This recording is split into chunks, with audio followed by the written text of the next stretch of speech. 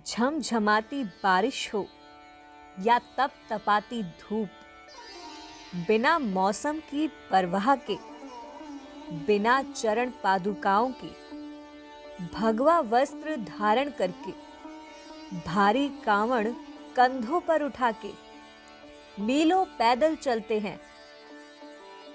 हर हर महादेव, बम बम भोले कहते हुए बाबा के भक्त कांवड़ यात्रा करते हैं। भगवान शिव और उनके भक्तों के लिए सावन का महीना सबसे महत्वपूर्ण होता है। इस पवित्र महीने में हर साल लाखों भक्त शंभुनाथ को खुश करने के लिए हरिद्वार, बाबा धाम और गंगोत्री धाम की यात्रा करते हैं। इन तीर्थ स्थलों से गंगा जल से भरे कांवड़ को अपने कंधों पर रखकर पैदल लाते हैं और उस गंगा जल से अपने अपने क्षेत्र के शिवालयों में जलाभिषेक करते हैं। इस यात्रा को कांवड़ यात्रा कहते हैं। मान्यता है कि सावन के महीने में कांवड़ उठाकर पैदल यात्रा करके गंगा जल लाकर शिवलिंग पर चढ़ाने से इच्छित फल की प्राप्ति होती है। पहले लोग पैदल ही कांवड़ यात्रा करते थे। दूर दूर से कई किलोमीटर चलकर भगवान शिव को जल चढ़ाते थे। लेकिन वक्त के साथ अब कई साधन हो गए हैं। आज हम आपको कांवड़ यात्रा से जुड़ी विशेष चीजों की जानकारी प्रदान करेंगे। कांवड़ यात्रा कैसे शुरू हुई, किसने शुरू की, कितने प्रकार की होती है, क्या है इस यात्रा के नियम इत्यादि। सर्वप्रथम जानते हैं कि इस यात्रा को कांवड़ यात्रा क्यों कहा जाता है। इस यात्रा में आने वाले श्रद्धालु बांस की लकड़ी पर दोनों ओर टिकी हुई टोकरियों के साथ सम्मिलित होते हैं और इन्हीं टोकरियों में गंगा जल लेकर लौटते हैं। कांवड़ को कई बार विशेष रूप से सजाया भी जाता है। इस कांवड़ को लगातार यात्रा के दौरान अपने कंधे पर रखकर यात्रा करनी होती है। इसी कारण इस यात्रा को कांवड़ यात्रा और यात्रियों को कांवड़िया कहा जाता है। पहले तो लोग नंगे पैर या पैदल ही कांवड़ यात्रा करते थे, लेकिन अब नए जमाने के हिसाब से बाइक, ट्रक और दूसरे साधनों का भी इस्तेमाल करने लगे हैं। कांवड़ यात्रा सावन माह के प्रथम दिन अर्थात प्रतिपदा से ही प्रारंभ हो जाती है और सावन की शिवरात्रि तक चलती है।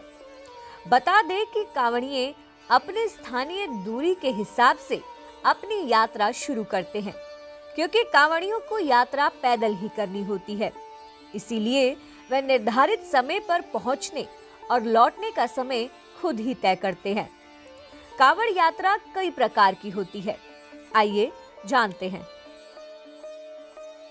सामान्य कांवड़।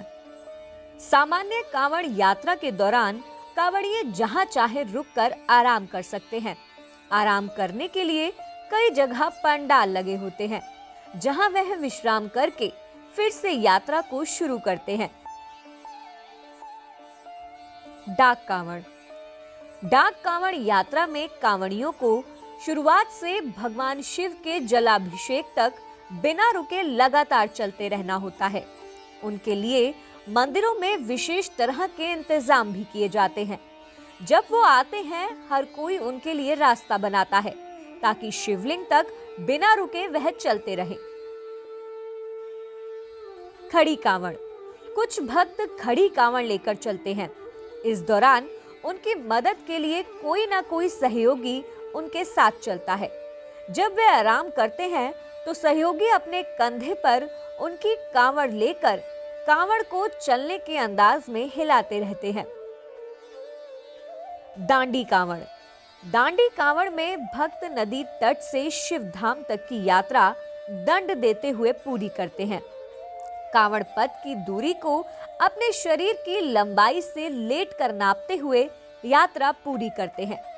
ये यात्रा बेहद मुश्किल होती है और उसमें 1 महीने तक का समय लग जाता है।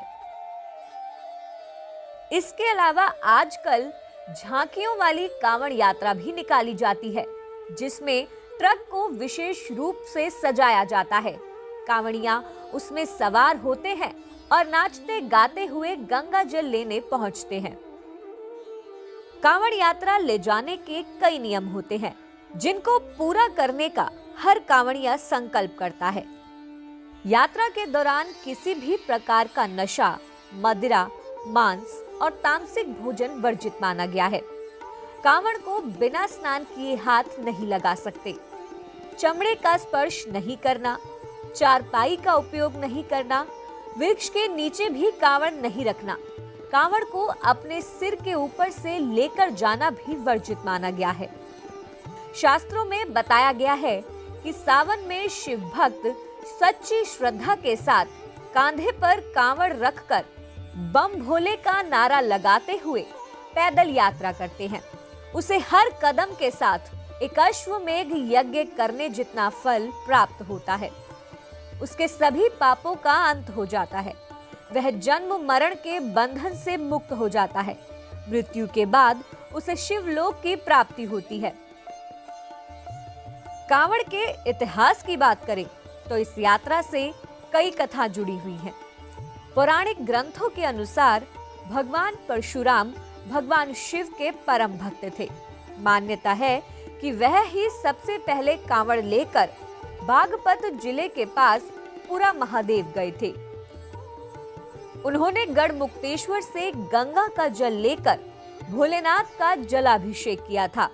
कहा जाता है कि उस समय श्रावण मास चल रहा था और तभी से इस परंपरा को निभाते हुए भक्त श्रावण मास में कांवड़ यात्रा निकालने लगे। कांवड़ यात्रा की अन्य कथा समुद्र मंथन से जुड़ी है। समुद्र मंथन के दौरान 14 रत्न निकले थे। उनमें एक हलाहल विष भी था, जिससे संसार के नष्ट होने का डर था। उस समय सृष्टि की रक्षा के लिए भगवान शिव ने उस विष को ग्रहण कर लिया, लेकिन अपने गले से नीचे नहीं उतारा। जहर के प्रभाव से भोलेनाथ का गला नीला पड़ गया। इस वजह से उनका नाम नीलकंठ पड़ा। परंतु विश्व के नकारात्मक प्रभावों ने भगवान शिव को घेर लिया। तब भगवान शिव को विश्व के नकारात्मक प्रभावों से मुक्त कराने के लिए उनके अनन्य भक्त रावण ने ध्यान किया और कांवड़ में जल भरकर रावण ने पुरा महादेव स्थित शिव मंदिर में शिव जी का जलाभिषेक किया और यहीं से कांवड़ यात्रा की परंपरा का प्रारंभ हुआ।